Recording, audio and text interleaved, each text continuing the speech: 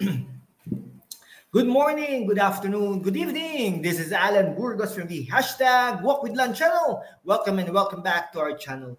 Guys, if you are not yet subscribed to our channel, please do it so now so that you can be a part of this growing family. Officially, we are now 8,771 subscribers. Thank you so much, guys. Malapit na po tayo sa 9,000 subscribers milestones. And then, of course, this is not impossible because you will help. No, please continue subscribing, helping, and sharing so that we can be able to reach this 9,000 subscribers. Mahal na mahal ko po kayo. I love you all. Mag-iingat po tayo lagi, lalong-lalo na sa mga panahon ngayon. Maraming salamat po. No? Ang pag-usapan po natin today, ay katatapos lang po natin dyan sa Pasig, no? Yung kay Mayor Vico Soto. No? Ngayon, pumunta naman po tayo sa nasyonal, no? Si Digong at saka si Sara Duterte. No? Ano po, no? Vice President Sara Duterte at dating Pangulong Rodrigo Roa Duterte sa 2028, no?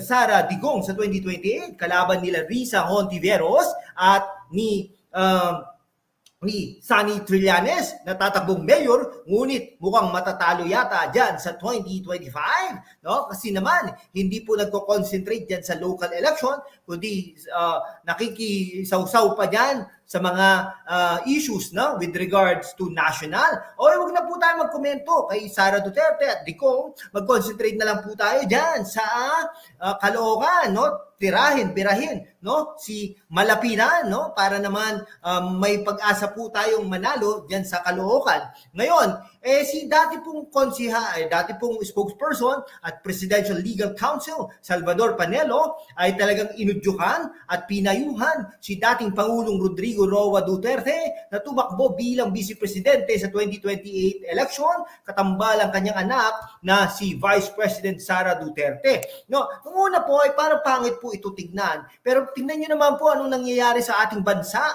Wala pong continuity, wala pong unity, no?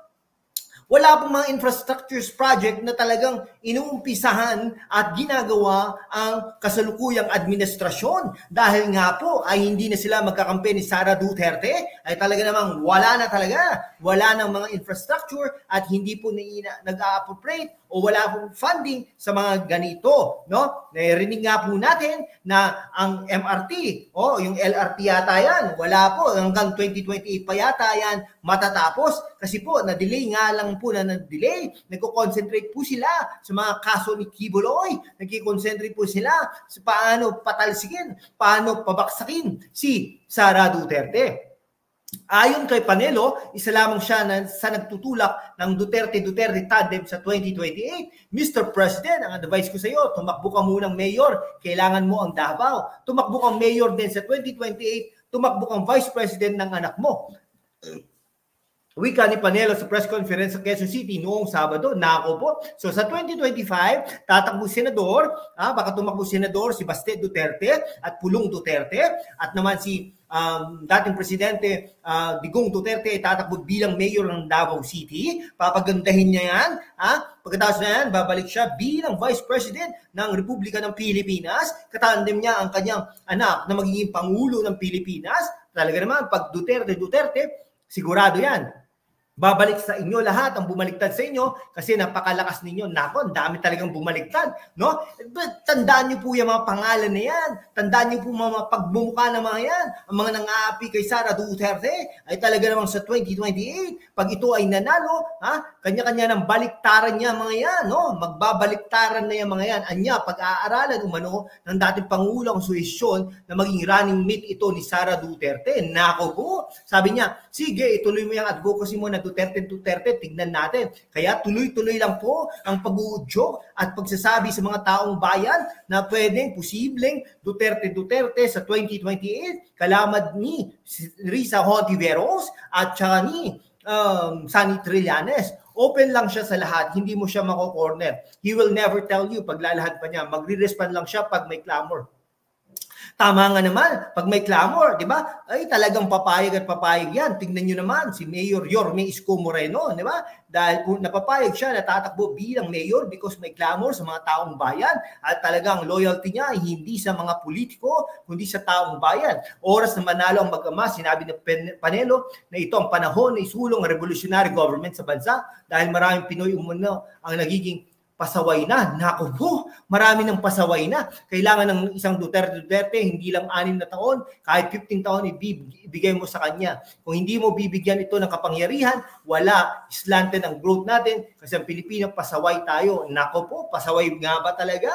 Meron po akong kilalang pasaway. Arkitekto po ito, architect, no? Ay, kontraktor po ito, pasaway talaga. Pero matatandaan natin, may makakarma rin talaga. Matatandaan na natin, naging katandem ni Pangulong Ferdinand Bongbong Marcos, si VP Duterte noong 2020 election, 2022 election, pero nitong Hunyo, kumalas ang gabinete ang Vice Presidente. Hindi po natin masisisi na kumalas, no, si VP Duterte o Sara Duterte sa Pangulong Bongbong Marcos dahil hindi naman po siya binibigyan ng importansya na, no? Di ba tumakbo silang parehas because of continuity and unity, pero bira ng bira ito, yung pinapangunahan ng kanyang pinsang buo na talagang kulelat naman at talagang binibira siya ng gusto, pinababaksak kumbaga pinababaksak po siya. Kaya nga naman ay talagang wala na pong pag-asa yan, no?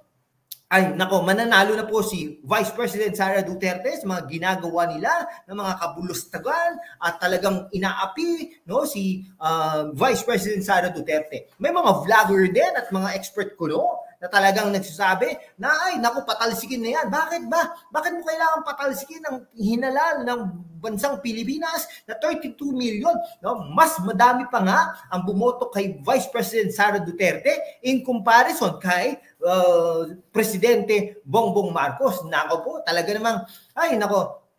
Ay, tapos yung mga nagko-komento pa, no, yung kay Vico Soto, di ba? Ay, nako, dapat alamin nyo, pumunta kayo dyan sa Pasig para makita nyo, talagang strategy nila ay talagang pabulukin ang mga ginawa ng mga Eusebio at para sabihin na, ito na ang legasiya namin, no?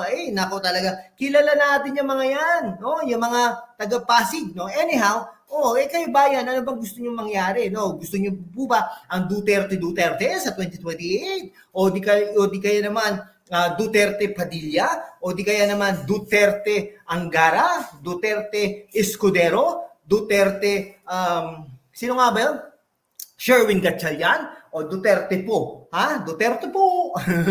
Di ba? Ay kaya po sinasabi natin talaga ay karapat-dapat na maging pangulo ng bansa si Sara Duterte dahil alam na niya, no? Alam na niya ang mga infrastructure projects ng kanyang ama at edukasyon, no? Dahil naging secretary po siya ng 2 taon, yung insurgency po dahil naging 2 taon po siya naging NTFL vice chairperson at kung ano-ano pa. Kaya nga po, ang magiging pangulo ng bansa ay si Sara Duterte. Ayan po ang tandaan natin ay dito po sa ating programa, halos lahat ng ating sinabi ay nagkakatotoo. Ayan po ang masasabi natin. Kaya nga po, ay humanda kayo, yung mga nangaapi, no, kay Sara Duterte, pati mga vlogger na mga, at saka yung mga writer na yan, yung mga congressmen and women na yan, ay talaga namang pag naging pangulo ng bansa si Vice President Sara Duterte, humanda kayo dahil kayo ay huntingin, no, ng inyong mga konsensya at kayo ay unti-unti nang mawawala sa mundo ng politika. Okay po, hanggang dito na lang po mga kaibigan ko, Maraming salamat po sa inyong lahat. Mabuhay po kayo.